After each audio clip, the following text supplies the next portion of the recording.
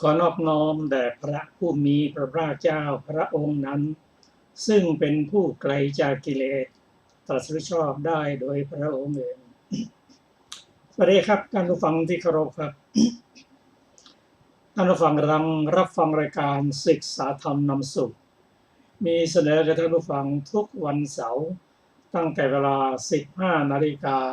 ถึง 16 นาฬิกาดำเนินรายการโดยกระผมพันเอกธนัทเดชะ มีอาจารย์สุรภาเดชะเป็นผู้ร่วมรายการ วันนี้เราได้นำพระไตรปิฎกฉบับมมร.เล่มที่30มาศึกษากันในพระสูตรที่เรียกในโพชฌงค์ที่เกี่ยวกับโพชฌงค์7ในโพชฌงค์เหล่านี้พระสูตรที่กล่าวถึงโพชฌงค์7นั้นกล่าวว่าโพชฌงค์7เป็นธรรมที่ยิ่งใหญ่ความยิ่งใหญ่ของโพชฌงค์7เป็นไฉนก็จะได้นำพระสูตรที่ชื่อว่าจักกมัตติสูตรมาศึกษากันพระสูตรนี้เกี่ยวกับรัตนะ7อย่างด้วยกันซึ่งพระองค์ตรัสว่าดูก่อนภิกษุทั้งหลายเพราะพระเจ้าจักรพรรดิปรากฏรัตนะ7อย่างจึงปรากฏรัตนะ7อย่างเป็นไฉนคือจักรแก้วช้างแก้วแก้วมณีม้าแก้วนางแก้วคฤหบดีแก้วและปริณายกแก้วดูก่อนภิกษุทั้งหลายพระเจ้าจักรพรรดิปรากฏรัตนะ7อย่างเหล่านี้จึงปรากฏนั่นก็คือเพราะพระพุทธเจ้าปรากฏโพชฌงค์7จึงปรากฏพระองค์ตรัสว่าภิกษุทั้งหลายเพราะพระตถาคตอรหันตสัมมาสัมพุทธเจ้าปรากฏรัตนะคือโพชฌงค์7จึงปรากฏรัตนะคือโพชฌงค์7เป็นไฉนอันนั้นแก่รัตนะคือสติสัมโพชฌงค์ธรรมวิจยะสัมโพชฌงค์วิริยะสัมโพชฌงค์ปิติสัมโพชฌงค์ปัสสัทธิสัมโพชฌงค์สมาธิสัมโพชฌงค์และอุเบกขาสัมโพชฌงค์ดูก่อนภิกษุทั้งหลายเพราะพระตถาคตอรหันตสัมมาสัมพุทธเจ้าปรากฏรัตนะคือโพชฌงค์7เหล่านี้จึงปรากฏ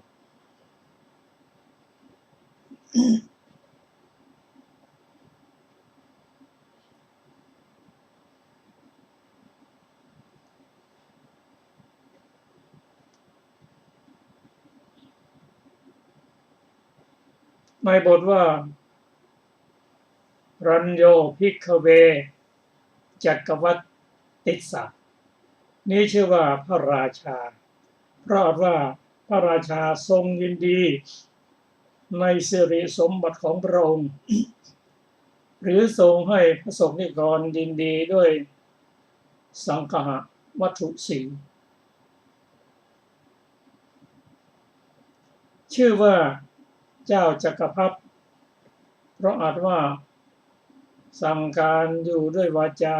คล่องแคล่วยังจักให้เป็นไปด้วยบุญญานุภาพว่าขอจักรัตนะ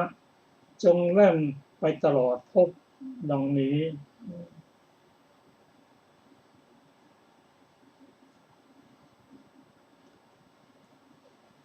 ที่เรียกว่ารัตนะนั้น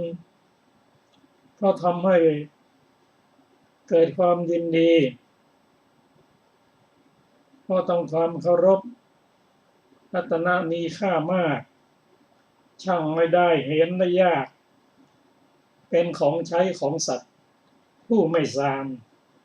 ดังนี้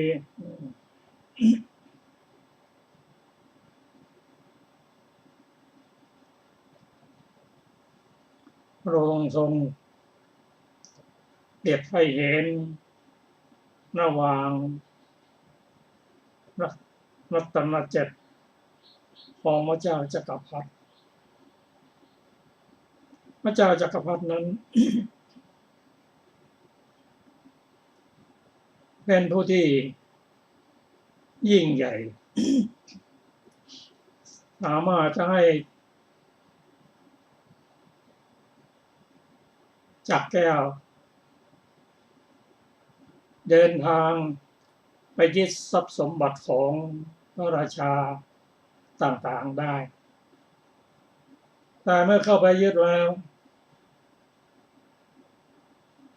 ก็ไม่ได้โปรดพระราชาเพียงแต่ให้พระราชานั้นมีศีลห้าปกครองประชาชนโดยธรรมก็ถ้าจักรแก้ว ไปถึงไหนพระเจ้าจักรพรรดินั้นก็ได้แผ่นดินที่พระราชาอื่นๆยินดีมอบให้และจักรแก้วนี้สามารถที่จะเดินทางไปยังสวรรค์ชั้นต่างๆเมื่อจักรแก้วไปถึงแล้วพระเจ้าจักรพรรดิเสด็จไปแล้วแม้พระอินทร์ก็ยังเกรงใจจักรแก้วได้หมุนไปยังทวีปต่างๆเช่นอุตรกุรุทเวศบุพวิเทหทวีปและอัปรโคยานทวีปแต่ละทวีปแล้วก็มีทวีปน้อย 2,000 เป็นบริวารอยู่ความยิ่งใหญ่ของ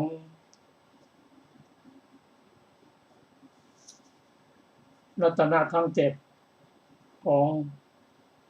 พระเจ้าจักรพรรดิเป็นเช่นนี้พระพุทธเจ้าพระองค์ก็ตรัสว่าทรงมี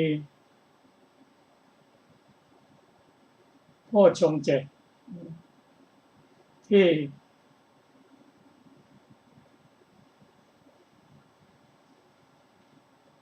ทำให้พระองค์สามารถที่จะแผ่ธรรมะไปทั่วทิศทุกทางโดยมีสติสัมโพชฌงค์เป็นเสมือนหนึ่งจักรแก้วอย่างนั้นเช่นกันก็รายละเอียดนั้นเราจะได้ศึกษากัน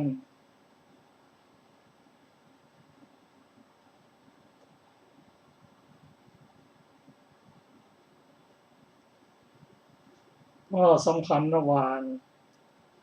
รัตนะนั้นกับโพชฌงค์7นั้นรัตนะนั้นเป็นสิ่งที่มีค่ามากชั่งไม่ได้เห็นได้ยากเป็นของใช้ของผู้ไม่สามคือพระเจ้าจักรพรรดิส่วนโพชฌงค์7นั้นผู้กระทำให้มากประเสริฐให้มากย่อมเข้าถึงพระนิพพานแต่โพชฌงค์7นี้มีอยู่ในพระพุทธศาสนาเท่านั้นและแก่ก็ได้เพราะพระองค์ได้อุบัติขึ้นมาพระองค์ทรงเปรียบเทียบให้เห็นให้เราได้รู้ดังจะได้ศึกษาต่อไปตอนนี้เราก็นำมาสู่ที่จะศึกษาต่อไปก็ขอเชิญอาจารย์สุรภา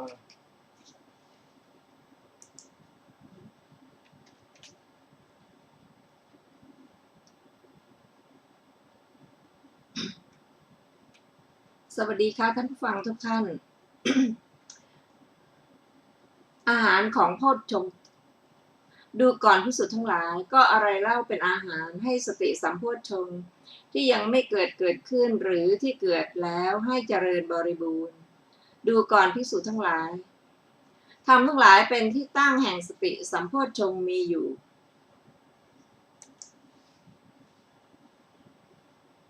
กระทำให้มากซึ่งโยนิโสมนสิการในธรรมเหล่านั้นนี้เป็นอาหารให้สติสัมโพชฌงค์ที่ยังไม่เกิดขึ้นหรือที่เกิดแล้วให้เจริญบริบูรณ์ดูก่อนภิกษุทั้งหลายก็อะไรเล่าเป็นอาหารให้ธรรมวิจยะสัมโพชฌงค์ที่ยังไม่เกิดขึ้นหรือที่เกิดแล้วให้เจริญบริบูรณ์ดูก่อนภิกษุทั้งหลายทำทั้งหลายที่เป็นอกุศลและกุศล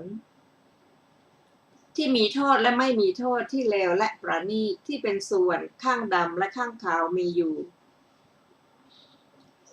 การกระทำให้มาก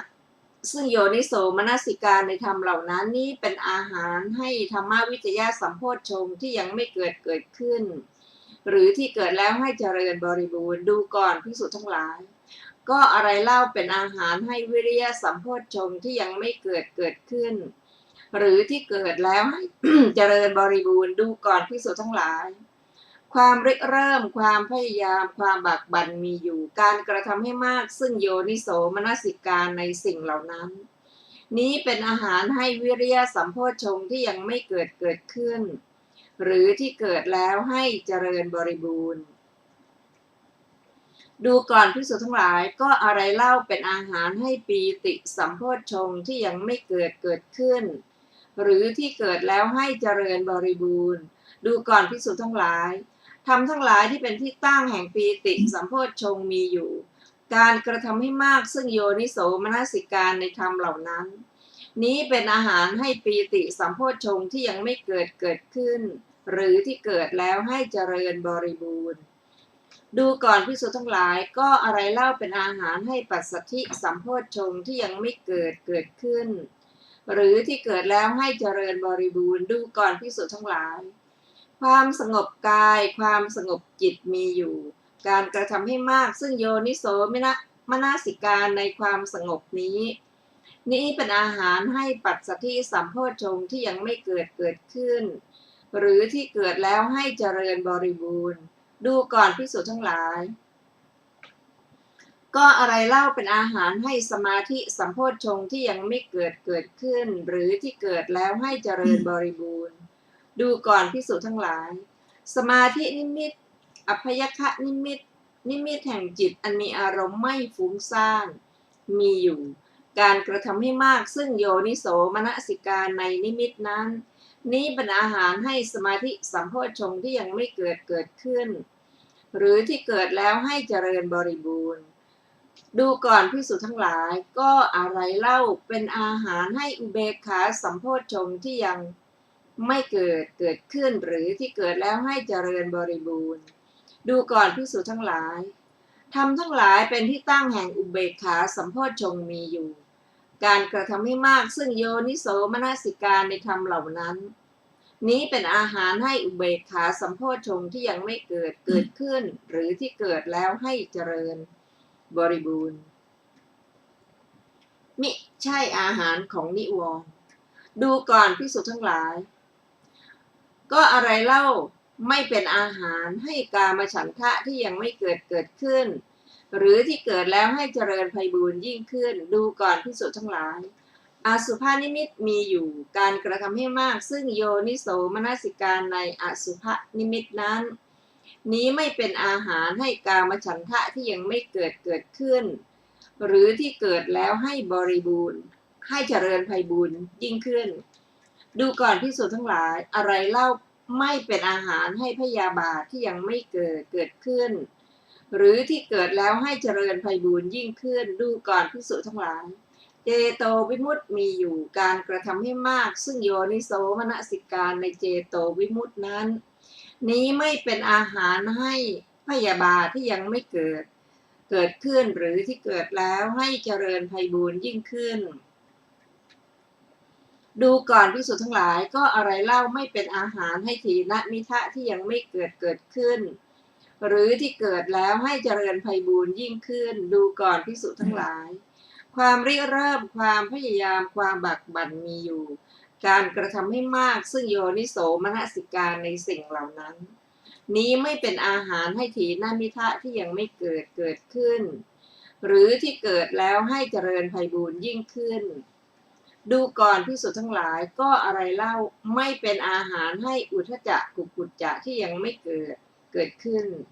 หรือที่เกิดแล้วให้เจริญไพบูรย์ยิ่งขึ้นดูก่อนภิกษุทั้งหลาย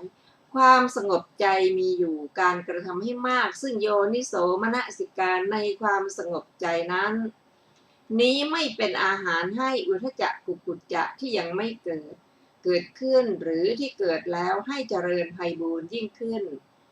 ดูก่อนภิกษุทั้งหลายก็อะไรเล่าไม่เป็นอาหารให้วิจิกิจฉาที่ยังไม่เกิดขึ้นหรือที่เกิดแล้วให้เจริญไพบูรย์ยิ่งขึ้นดูก่อนภิกษุทั้งหลายทำทั้งหลายที่เป็นกุศลและอกุศลที่มีโทษและไม่มีโทษที่เลวและประณีตที่เป็นส่วนข้างดำและข้างขาวมีอยู่การกระทำให้มากซึ่งโยนิโสมนสิการในธรรมเหล่านั้นนี้ไม่เป็นอาหารให้วิจิกิจฉาที่ยังไม่เกิดขึ้นหรือที่เกิดแล้วให้เจริญไพบูรย์ยิ่งขึ้นหัวข้อต่อไปไม่ใช่อาหารของโพชฌงค์ดูก่อนภิกษุทั้งหลายก็อะไรเล่าไม่เป็นอาหารให้สติสัมโพชฌงค์ที่ยังไม่เกิดขึ้นหรือที่เกิดแล้วให้เจริญบริบูรณ์ดูก่อนภิกษุทั้งหลายธรรมทั้งหลายเป็นที่ตั้งแห่งสติสัมโพชฌงค์มีอยู่การไม่กระทำให้มากซึ่งมนสิการในธรรมเหล่านั้นนี้ไม่เป็นอาหารให้สติสัมโพชฌงค์ที่ยังไม่เกิดขึ้นหรือที่เกิดแล้วให้เจริญบริบูรณ์ดูก่อนภิกษุทั้งหลายก็อะไรเล่าไม่เป็นอาหารให้ธรรมวิจยะสัมโพชฌงค์ที่ยังไม่เกิดขึ้นหรือที่เกิดแล้วให้เจริญบริบูรณ์ดูก่อนภิกษุทั้งหลายธรรมทั้งหลายที่เป็นกุศลและอกุศลที่มีโทษและไม่มีโทษที่เลวและประณีตที่เป็นส่วนข้างดำและข้างขาวมีอยู่การไม่กระทำให้มากซึ่งมนสิการในธรรมเหล่านั้นนี้ไม่เป็นอาหารให้ธรรมวิจยะสัมโพชฌงค์ที่ยิ่งที่ยังไม่เกิดขึ้นหรือที่เกิดแล้วให้เจริญบริบูรณ์ดูก่อนภิกษุทั้งหลายก็อะไรเล่าไม่เป็นอาหารให้วิริยะสัมโพชฌงค์ที่ยังไม่เกิดขึ้นหรือที่เกิดแล้วให้เจริญบริบูรณ์ดูก่อนภิกษุทั้งหลายความริเริ่มความพยายามความบักบั่นมีอยู่การไม่กระทำให้มากซึ่งมนสิการในสิ่งเหล่านั้นนี้ไม่เป็นอาหารให้วิริยะสัมโพชฌงค์ที่ยังไม่เกิดขึ้นหรือที่เกิดแล้วให้เจริญบริบูรณ์ดูก่อนภิกษุทั้งหลายก็อะไรเล่าไม่เป็นอาหารให้ปีติสัมโพชฌงค์ที่ยังไม่เกิดขึ้นหรือที่เกิดแล้วให้เจริญบริบูรณ์ดูก่อนภิกษุทั้งหลายธรรมทั้งหลายเป็นที่ตั้งแห่งปีติสัมโพชฌงค์มีอยู่การไม่กระทำให้มากซึ่งมนสิการในธรรมเหล่านั้นนี้ไม่เป็นอาหารให้ปีติสัมโพชฌงค์ที่ยังไม่เกิดขึ้นหรือที่เกิดแล้วให้เจริญบริบูรณ์ดูก่อนภิกษุทั้งหลายก็อะไรเล่าไม่เป็นอาหารให้ปัสสัทธิสัมโพชฌงค์ที่ยังไม่เกิดขึ้นหรือที่เกิดแล้วให้เจริญบริบูรณ์ดูก่อนภิกษุทั้งหลายความสงบกายความสงบจิตมีอยู่การไม่กระทำให้มากซึ่งมนสิการในความสงบนั้นนี้ไม่เป็นอาหารให้ปัสสัทธิสัมโพชฌงค์ที่ยังไม่เกิดขึ้นหรือที่เกิดแล้วให้เจริญบริบูรณ์ดูก่อนภิกษุทั้งหลายก็อะไรเล่าไม่เป็นอาหารให้สมาธิสัมโพชฌงค์ที่ยังไม่เกิดขึ้นหรือที่เกิดแล้วให้เจริญบริบูรณ์ดูก่อนภิกษุทั้งหลายสมาธินิมิตอัพยคนิมิตมีอยู่การไม่กระทำให้มากซึ่งมนสิการในนิมิตนั้นนี้ไม่เป็นอาหารให้สมาธิสัมโพชฌงค์ที่ยังไม่เกิดขึ้นหรือที่เกิดแล้วให้เจริญบริบูรณ์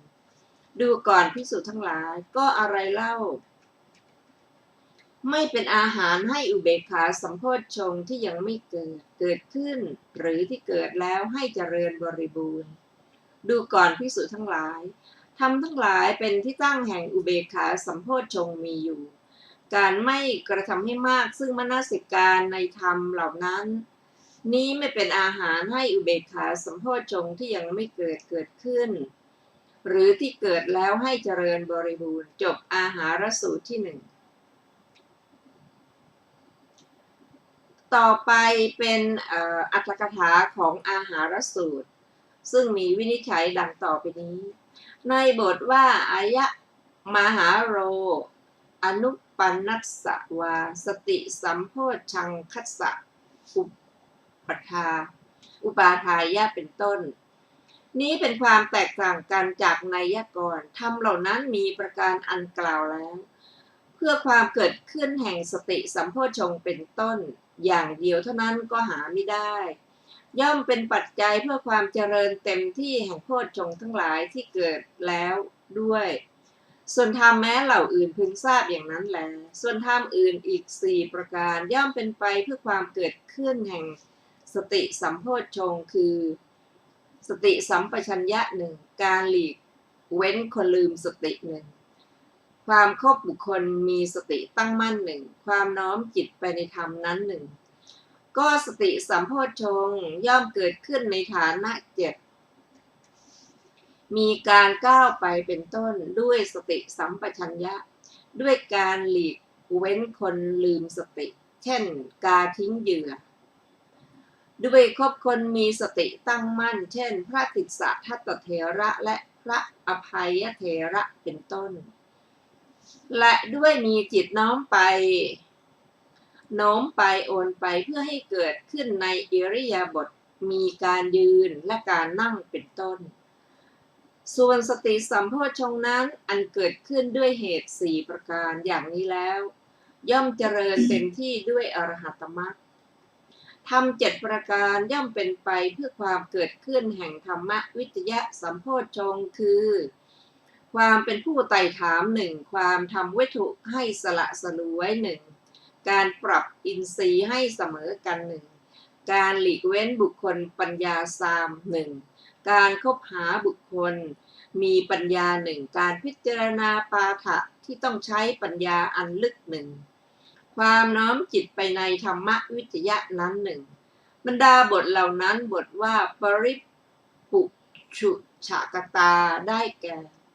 ความเป็นผู้มากด้วยการไต่ถามถึงอาศัยแห่งอัตถะ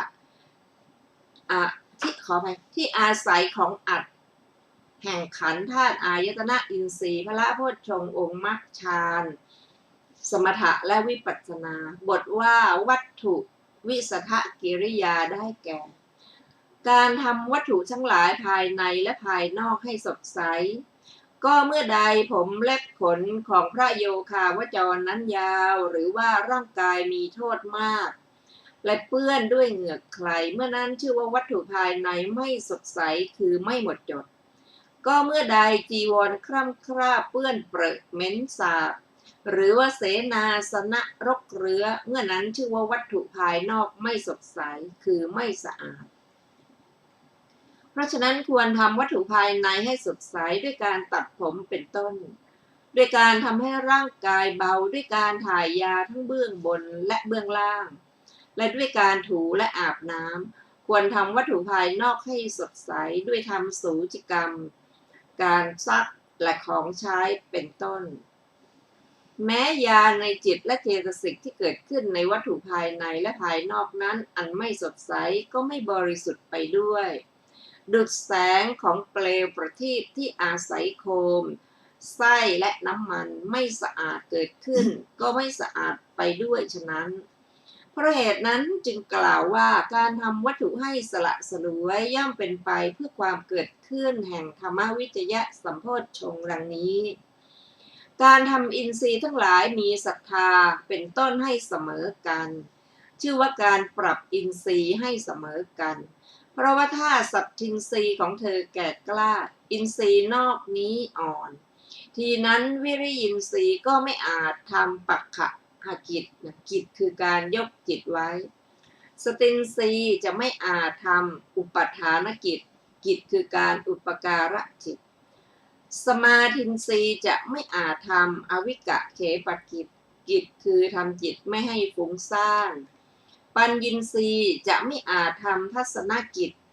คือการเห็นตามเป็นจริงเพราะฉะนั้นสัตทินทรีย์อันกล้านั้นต้องทำให้ลดลงเสียด้วยพิจารณาสภาวะแห่งธรรมด้วยไม่ทำไว้ในใจเหมือนเมื่อเขามนสิการ สัตทินรีที่มีกำลังนั้นก็ในข้อนี้มีเรื่องพระวักกลิเถระเป็นตัวอย่าง แต่ถ้าวิริยินทรีย์กล้าทีนั้นสัตทินรีก็จะไม่อาจทำอธิโมกขจิตได้กิจคือการน้อมใจเชื่ออินทรีย์นอกนี้ก็จะไม่อาจทำกิจนอกนี้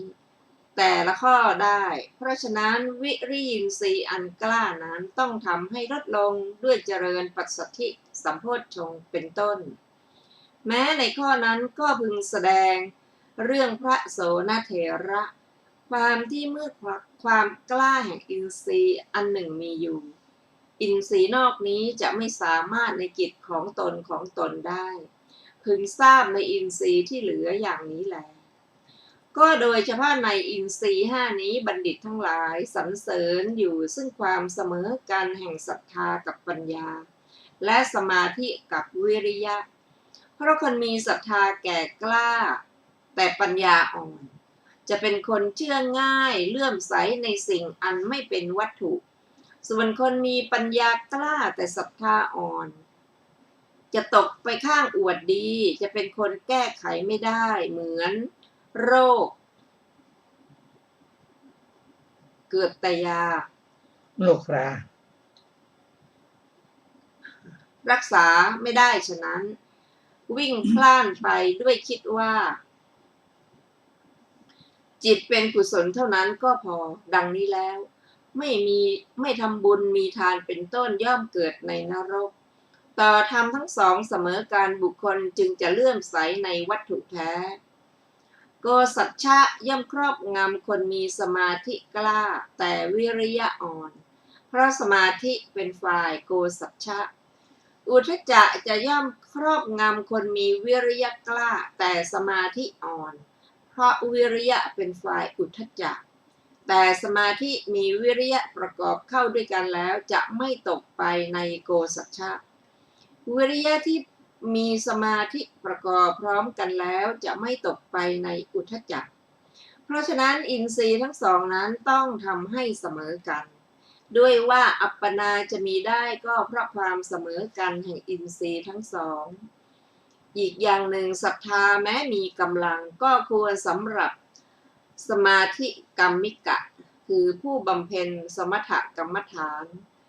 เธอเมื่อศรัทธามีกำลังอย่างนี้เชื่อดิ่งลงไปจากบรรลุอัปปนาได้ในสมาธิและปัญญาเล่าเอกคตาหรือสมาธิมีกำลังก็ควรสำหรับสมาธิกัมมิกะด้วยเมื่อเอกคตามีกำลังอย่างนั้นเธอจะบรรลุอัปปนาได้ปัญญามีกำลังย่อมควรสำหรับวิปัสสนากรรมิกะหรือผู้บำเพ็ญวิปัสสนากรรมฐานด้วยเมื่อปัญญามีกำลังอย่างนั้นเธอย่อมจะบรรลุลักขณะปฏิเวทคือเห็นแจ้งไตรลักษณ์ได้แม้แต่เพราะสมาธิและปัญญาทั้งสองเสมอกันอัปปนาก็คงมีได้ส่วนสติมีกำลังในที่ทั้งปวงจึงจะควรเพราะสติรักษาจิตไว้แต่ความตกไปในอุทธัจจะเพราะอำนาจแห่งศรัทธาวิริยะและปัญญาอันเป็นฝ่ายอุทธัจจะและรักษาจิตไว้แต่ความตกไปในโกสัจฉะเพราะสมาธิเป็นฝ่ายโกสัจฉะเพราะฉะนั้นสตินั้นจึงจำปรารถนาในที่ทั้งปวงดุจเกลือสตุเป็นสิ่งที่พึงปรารถนาในกับข้าวทั้งปวงและดุจสัพพกัมมิกะมาศอมาตย์ผู้รอบรู้ในการงานทั้งปวงเป็นผู้พึงปรารถนาในสัพพราชกิจฉะนั้นเพราะฉะนั้นท่านจึงกล่าวว่าก็แลสติพระผู้มีพระภาคเจ้าตรัสว่าเป็นคุณชาติจำปรารถนาในที่ทั้งปวงถามว่าเพราะเหตุไรตอบว่าเพราะจิตมีสติเป็นที่พึ่งอาศัยและสติมีการรักษาเอาไว้เป็นเครื่องปรากฏการยกและข่มจิตเว้นสติเสียหามีได้ไม่ดังนี้การหลีกเว้นไกลบุคคลสามปัญญาผู้ไม่หยั่งลงในความต่างมีขันธ์เป็นต้นชื่อว่าการหลีกเว้นบุคคลสามปัญญา การเข้าหาบุคคลประกอบด้วยปัญญาเห็นความเกิดและความเสื่อมกำหนดได้50ลักษณะข้อว่าการเข้าหาบุคคลมีปัญญาการพิจารณาประเภทปาฐะด้วยปัญญาอันลึกเป็นไปในขันธ์เป็นต้นอันละเอียดชื่อว่าการพิจารณาปาฐะที่ต้องใช้ปัญญาอันลึกความที่จิตน้อมไปโน้มไปโอนไปในอิริยาบถมีการยืนและการนั่งเป็นต้นเพื่อให้เกิดธรรมวิจยะสัมโพชฌงค์ขึ้นชื่อว่าความน้อมจิตไปในธรรมวิจยะนั้น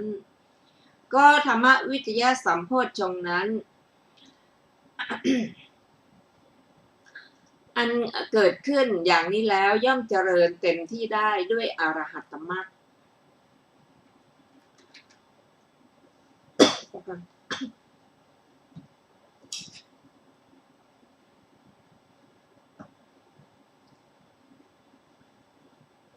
ธรรม11ประการย่อมเป็นไปเพื่อความเกิดขึ้นแห่งวิริยะสัมโพชฌงค์คือ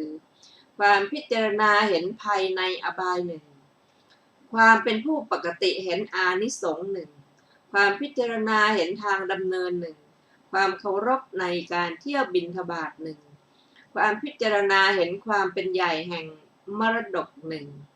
ความพิจารณาเห็นความเป็นใหญ่แห่งพระศาสดาหนึ่งความพิจารณาเห็นความเป็นใหญ่แห่งชาติหนึ่งความพิจารณาเห็นความเป็นใหญ่แห่งสัพพมจารีหนึ่ง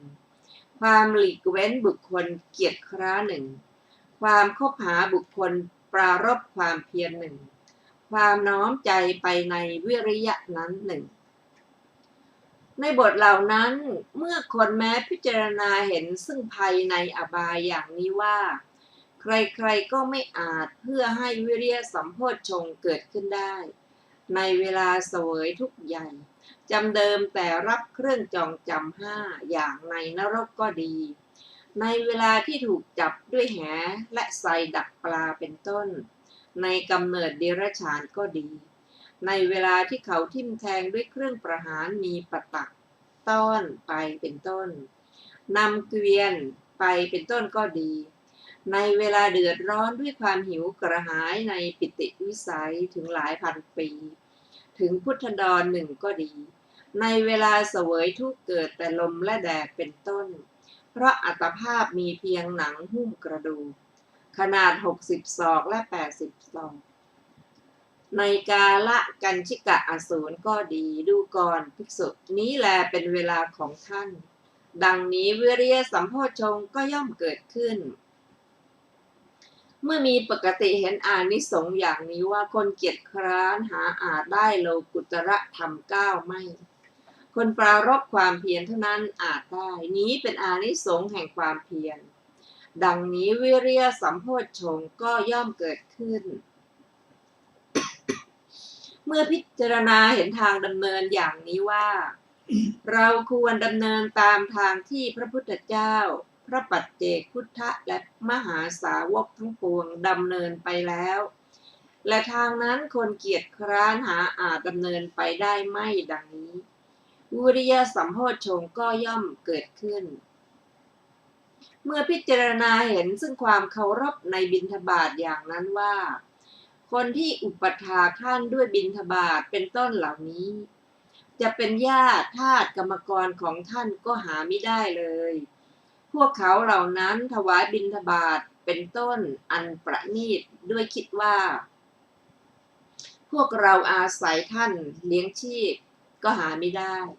โดยที่แท้ก็หวังการทำของตนว่ามีผลใหญ่จึงได้ถวาย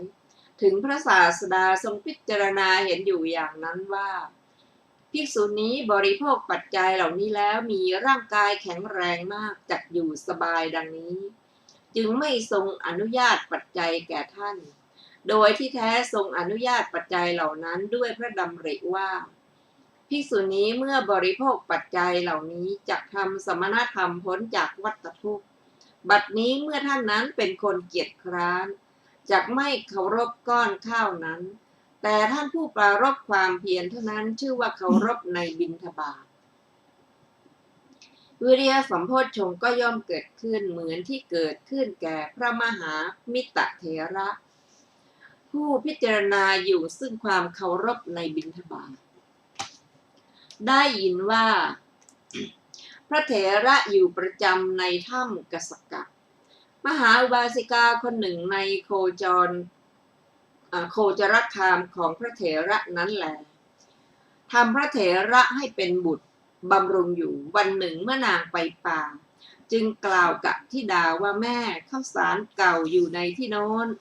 น้ำนมอยู่ในที่โน้นเนยใสอยู่ในที่โน้นน้ำอ้อยอยู่ในที่โน้นเจ้าจงหุงข้าวแล้วถวายพร้อมกับน้ำนมเนยใสและน้ำอ้อย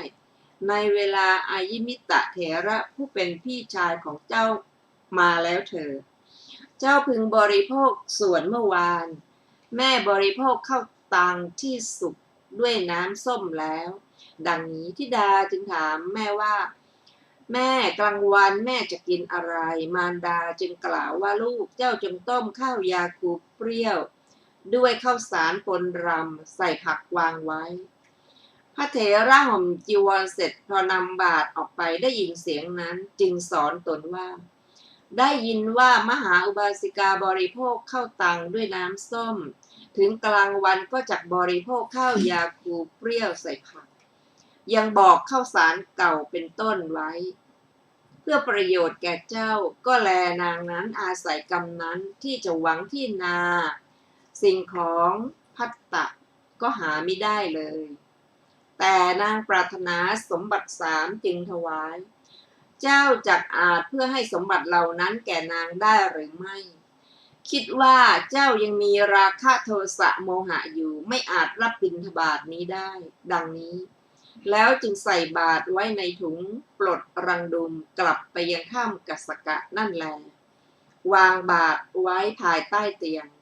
พาดจีวรไว้ที่ราวจีวรนั่งตั้งใจมั่นทำความเพียรว่าเราไม่บรรลุพระอรหันต์แล้วจักไม่ออกไปดังนี้ภิกษุอยู่ไม่ประมาทตลอดกาลนานเจริญวิปัสสนาบรรลุพระอรหันต์ก่อนภัตตะเป็นมหาขีณาสพทำการแย้มออกไปดุจปทุมกำลังแย้มเทพพยดาสิงอยู่ที่ต้นไม้ใกล้ประตูท่าเปล่งอุทานว่าข้าแต่บุรุษอาชาไนยความนอบน้อมจงมีแด่ท่านข้าแต่บุรุษผู้สูงสุดความนอบน้อมจงมีแด่ท่านข้าแต่ท่านนฤทุกข์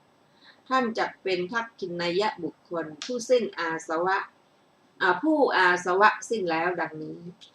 จึงเรียนว่าข้าแต่ท่านผู้เจริญหญิงแก่ถวายภิกษาแก่อรหันต์เช่นท่านผู้เข้าไปบิณฑบาตแล้วจักพ้นจากทุกข์พระเถระลุกขึ้นเปิดประตูมองดูเวลารู้ว่ายังเช้าอยู่จึงถือเอาบาตรและจีวรเข้าไปยังบ้านฝ่ายนางทาริกาจับภัตตะไว้พร้อมแล้วนั่งแลดูประตูอยู่ว่าพระพี่ชายของเราจะมาบัดนี้พระพี่ชายของเราจะมาบัดนี้เมื่อพระเถระถึงประตูเรือนนางรับบาตรบรรจุบาตรให้เต็มด้วยบิณฑบาตน้ำนมประกอบด้วยเนยใสและน้ำอ้อย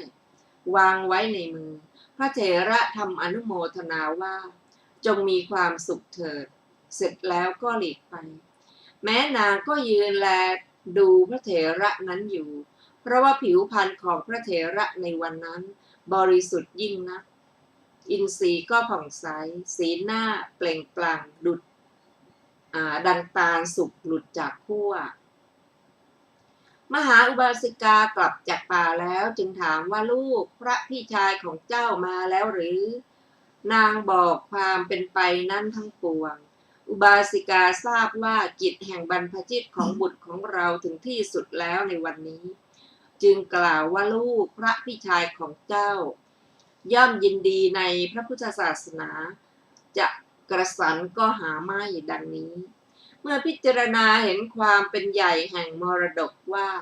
อริยทรัพย์7นี้เป็นมรดกอันยิ่งใหญ่ของพระศาสดาคนเกียจคร้านหาอาจรับมรดกนั้นได้ไม่เปรียบเหมือนมารดาบิดาไม่รับรองบุตรผู้ปฏิบัติผิดว่าผู้นี้ไม่ใช่บุตรของเราโดยความล่วงไปแห่งมารดาบิดานั้นเขาก็ไม่ได้มรดกฉันใดแม้คนเกียจคร้านย่อมไม่ได้มรดกคืออริยทรัพย์นี้ฉันนั้น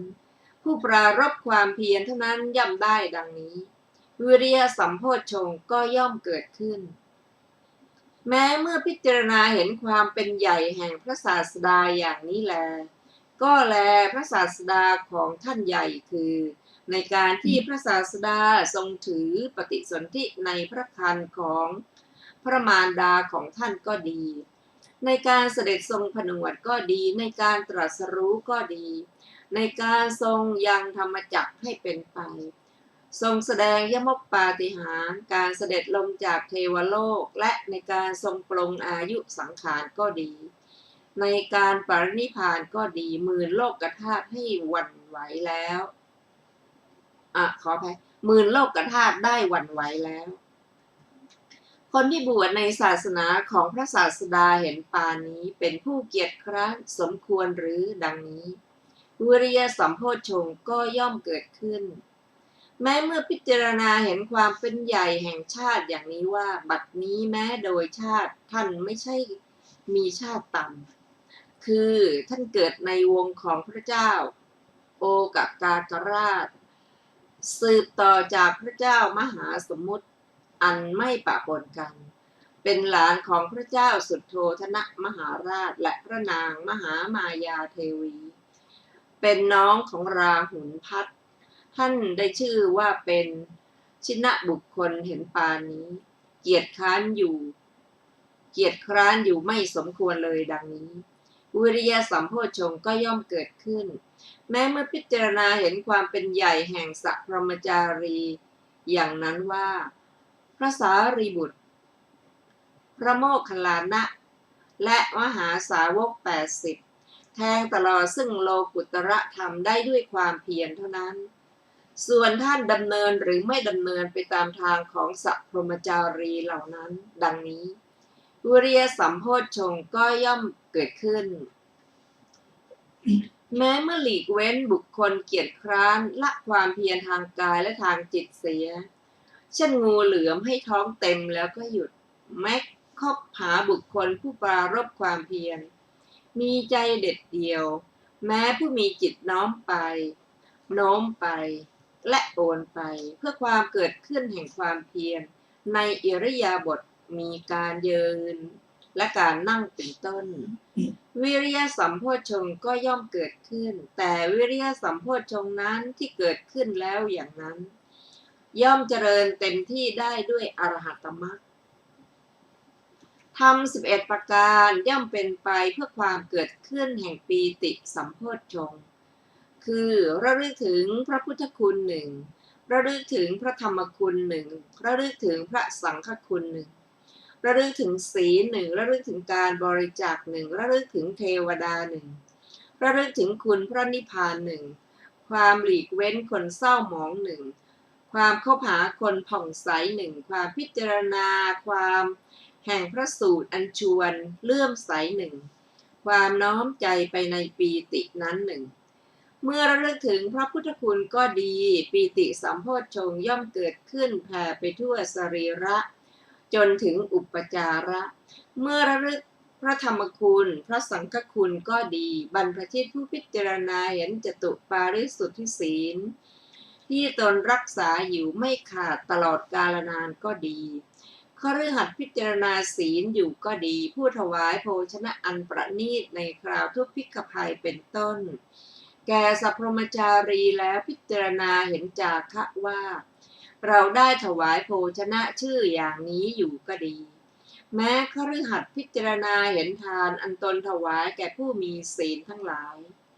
ในการเห็นปานนี้ก็ดีคนประกอบด้วยคุณเหล่าใด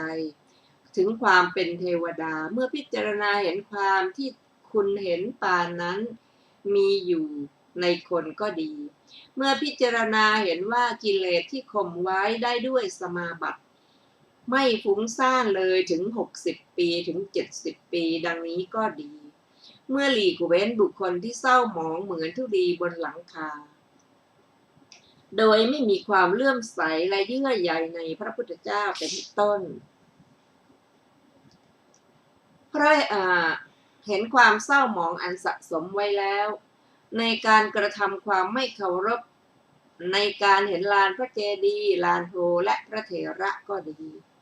ผู้คบหาคนที่สนิทสนมมีจิตอ่อนโยนมากด้วยความเลื่อมใสในพระพุทธเจ้าเป็นต้นก็ดี พิจารณาเห็นพระสูตรอันชวนเลื่อมใสอันแสดงคุณแห่งพระรัตนตรัยก็ดี ผู้มีจิตน้อมไปโน้มไปโอนไปเพื่อความเกิดขึ้นแห่งปีติในอิริยาบถทั้งหลาย มีการยืนและการนั่งเป็นต้นก็ดี ปีติสัมโพชฌงค์ย่อมเกิดขึ้น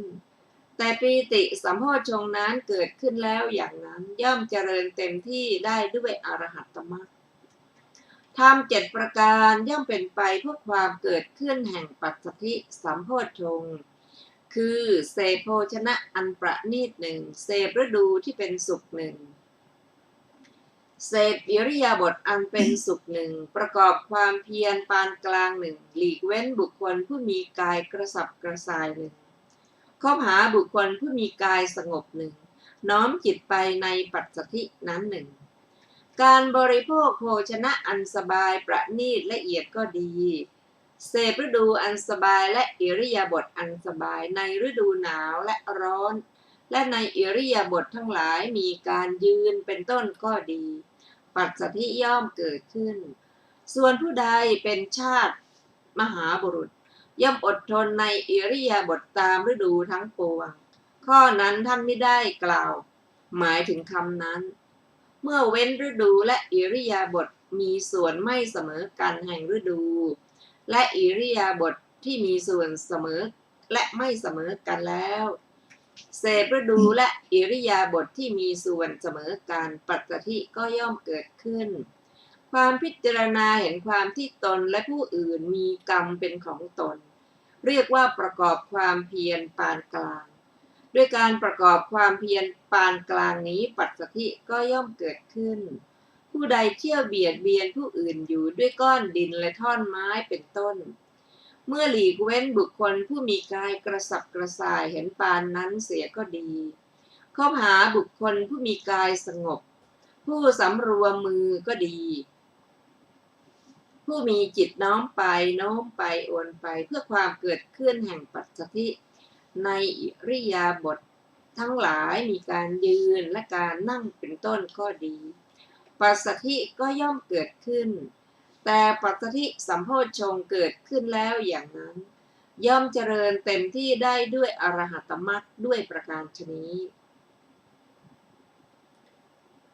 ธรรม11ประการย่อมเป็นไปเพื่อความเกิดแห่งสมาธิสัมโพชฌงค์คือความทำวัตถุให้สละสลวยหนึ่งความปรับอินทรีย์ให้เสมอกันหนึ่งความฉลาดในนิมิตหนึ่งความยกจิตในสมัยหนึ่งความข่มจิตในสมัยหนึ่งความทำจิตให้ร่าเริงในสมัยหนึ่ง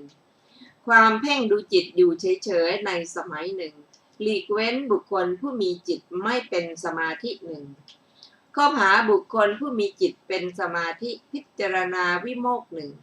น้อมจิตไปในสมาธินั้นหนึ่งท่านผู้ฟังที่เคารพครับจากพระสูตรที่เราได้ศึกษากันมานี้ทำให้เราได้รับความรู้เกี่ยวกับนิวรณ์ห้านิวรณ์ห้านี้เป็นธรรมเครื่องกั้นแห่งความสำเร็จผู้ที่มีนิวรณ์ห้าย่อมบรรลุช้าแต่อย่างไรก็ตามนิวรณ์ห้านี้ก็มีทั้งอาหารและไม่ใช่อาหารถ้าเราลดอาหารของนิวรณ์ห้าลงนั่นหมายถึงกิเลสลดลงหรือที่เรียกว่าทุดีในตาน้อยก็สามารถจะรองรับธรรมชั้นสูงได้รวดเร็วเหมือน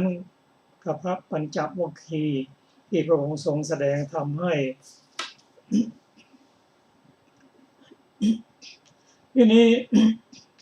อาหารที่ทำให้นิวรณ์ห้ามีกำลังมากนั่นก็คือการเพิ่มกิเลสให้มากขึ้น เมื่อกิเลสมากขึ้นการรองรับธรรมชั้นสูงก็ลดลงนิวรณ์ห้านั้นก็คือกามฉันทะนิวรณ์พยาปาทานิวรณ์หีนะมิทานิวรณ์อุทธกุกุจจานิวรณ์และวิจิกิจฉาเป็นตัวกิเลสทั้งสิ้นถ้าทำให้กิเลสลดลงโดยการไม่ให้อาหารแก่นิวรณ์ห้าเมื่อกิเลสลดลงก็สามารถที่จะรับธรรมะได้รวดเร็วในทำนองเดียวกันโพชฌงค์เจ็ดก็มีอาหารถ้าไม่ให้อาหารแก่โพชฌงค์เจ็ดการที่จะปฏิบัติโพชฌงค์เจ็ดให้สำเร็จนั้นก็ยากลงก็ยากขึ้นแต่ถ้าเราให้อาหารที่ดีแก่โพชฌงค์เจ็ดนั่นคือศีลสมาธิปัญญาก็จะมีคุณภาพมากขึ้นสามารถที่จะกำจัดกิเลสคือนิวรณ์ห้าได้จากที่สังเกตกันมานั้นเราจะเห็นว่าโพชฌงค์เจ็ดนี้ถ้าปฏิบัติให้ดีให้สมบูรณ์นิวรณ์ห้าก็ไม่สามารถที่จะเจริญได้นิวรณ์ห้าที่เราศึกษากันอย่างนี้ก็รู้ว่าผู้ที่ได้ฌานสามารถที่จะกดข่มนิวรณ์ห้าได้แต่เป็นการกำจัดชั่วคราวไม่สมบูรณ์เพราะฉะนั้นเราจะเห็นว่านิวรณ์ห้านั้นสามารถกำจัดได้แน่นอนเด็ดขาดในอรหัตตมรรคเท่านั้นเองค่ะท่านผู้ฟังที่เคารพค่ะวันนี้รายการศึกษาธรรมนำสุขก็ได้หมดเวลาลงแล้วนะคะขอบคุณท่านผู้ฟังทุกท่านที่ได้ติดตามและศึกษาร่วมกันเราจะพบกันใหม่ในวันศุกร์หน้าเวลา 14 นาฬิกาเป็นต้นไปนะคะขอความเจริญในธรรมยิ่งๆเกิดแก่ทุกท่านนะคะวันนี้ก็ขอลาไปก่อนค่ะสวัสดีค่ะสวัสดีครับ